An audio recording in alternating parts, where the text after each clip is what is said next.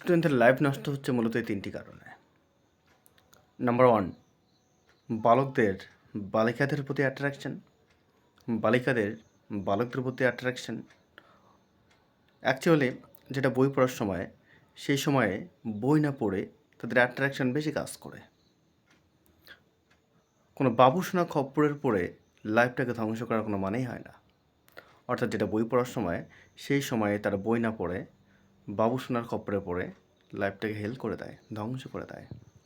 Number 2, mobile phone addiction.